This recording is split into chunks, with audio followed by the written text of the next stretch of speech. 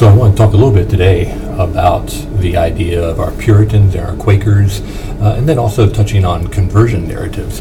And conversion narratives are almost strictly a Puritan thing, and we know sort of the culture of Puritans and that they were very much of the ideal of sort of removing the political bent from the church. Of course, our Puritans will come to the United States in order to escape sort of the schism and discrimination that they were experiencing regarding their beliefs, and sort of just honing in directly on what they would feel would be a pure religion, hence the name, and pure ideas. And so one of the things about Puritans that we tend to overlook is that on Sundays, for instance, they would start their service at the morning and then break for lunch and then continue their service until nightfall. And so you'll see during this era, for Puritans in particular, huge numbers of sermons will be published or printed and disseminated to their people.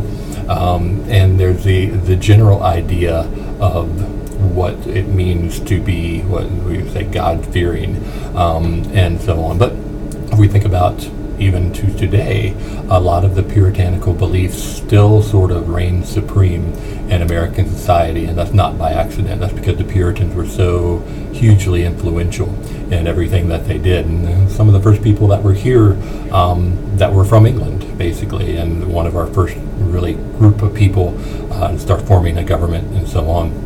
So anyway, I always point to alcohol, for instance, and sexuality. America still seems to be somewhat hung up on that. You can't drink alcohol until you're 21 legally. You can't, for instance, I always point to European ideals in terms of interaction with alcohol, in terms of interaction with sexuality. You can turn on primetime television, there's going to be nudity. That's not going to happen in the United States, at least on the cable or what we see network television. Same thing with alcohol. You still have people that are very anti-alcohol in the United States, and sinful behavior basically is what we constantly wrestle with, what that means in the United States. And a lot of that, the starting conversation is Puritans. So anyway, one thing that the Puritans did that went beyond sermons but also did appear in sermons were the idea of the conversion narratives. And conversion narratives are pretty much how it sounds, and usually somebody's testimony, okay, and that's testimony to God and witnesses, that they were here as a sinner, and then something happened, and then they became a full Puritan. And usually the conversion narratives are very predictable, in that they talk a lot at the very beginning about how sinful and awful this individual was, and very much sort of a self-flagellation of all the stuff that they did that was wrong, and they used to rob people, and they used to beat people, and all this other stuff, or they drank too much, and all these things that they considered to be sins.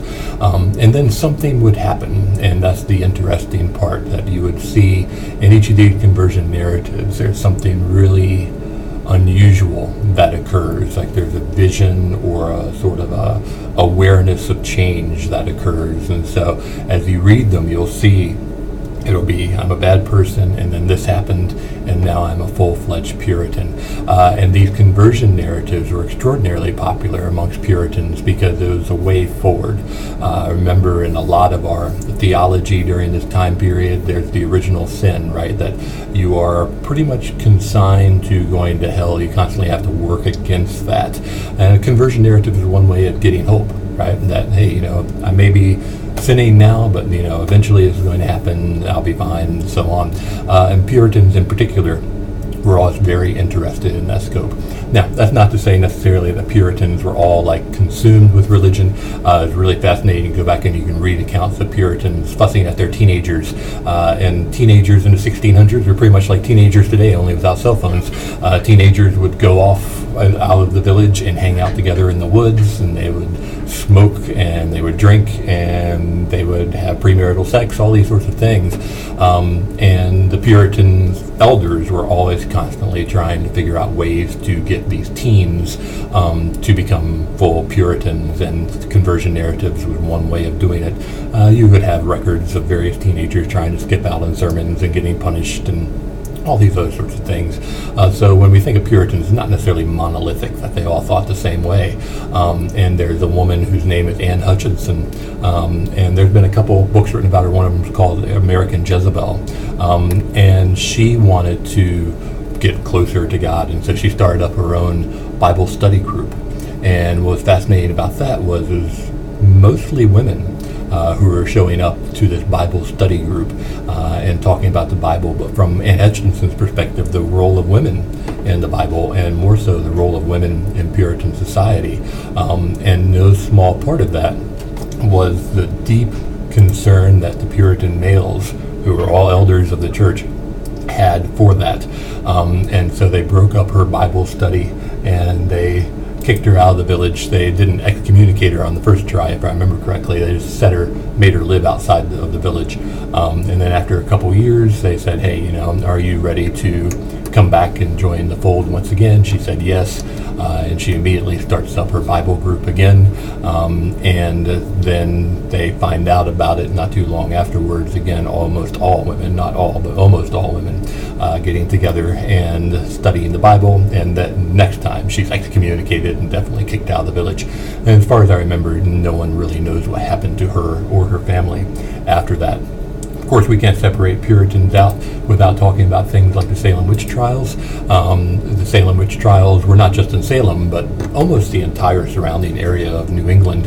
And we know all the stories about that and so on. But a lot of that, again, are concerns about the role of women in society. And more so also, too, with Africans and people of African descent. One of the first people to spur on the witch trials is a young African woman named Tituba. And what sparks this in many ways is that there's a sick child in the house in which she works, or is enslaved, however you want to put it, and she gives the child some sort of concoction that's based on her African folklore knowledge. And it helps the kid, from what I gather, but there's also concerns that she was practicing some form of witchcraft. And then she started naming names, and then everyone else started naming names, and so on. We had a lot of women be interrogated. In some cases, I guess by our standards, would be sexually violated as well during the interrogations. Remember, they would look for evidence on the woman's body in terms of weird moles or scars or something like that, and that would usually involve the woman being stripped down in front of a room full of males and so on. And so we have the only guy that's going to be killed during the Salem witch trials, is a guy named Giles Corey, and he just refuses to say anything, basically. He's pressed to death. When we think about Puritans being all religious and stuff, basically pressed to death is they put a stone on his chest and then just kept piling on stones until he refuses to confess, and so they just smush him, basically, with the stones, and his grave is still somewhere up in New England. It says, "Here lies Giles Corey," I think, pressed to death. And so all of this stuff with Puritans definitely have an impact on American culture. And so as you read these Puritan tracts, as you read these conversion narratives, you can see sort of the foundation of what we would say would be American morality or American character coming out. Some good, but most of it's sort of burnished and polished to look good on the Puritans. And of course, as we progress through and we learn more about the Puritans, we'll find that they were again, not monolithic, but they were able to look the other way in terms of different things, like the role of women. They were lukewarm on the notion of slavery. They weren't really actively opposed to that, and so on. It'll really be the Quakers that will be the ones that pick that up, and that's for another lecture. But that's the Puritans in a nutshell. Again, avoid thinking about them as sort of monolithic. Read those conversion narratives in a very straightforward format. First I was this, then this happened, and now I'm this, in an effort to kind of get people to buy into the Puritan ideology, and so on. So that's Puritans again in a nutshell. There's tons of resources out there regarding those. Some of them have been pulled and held back on the library.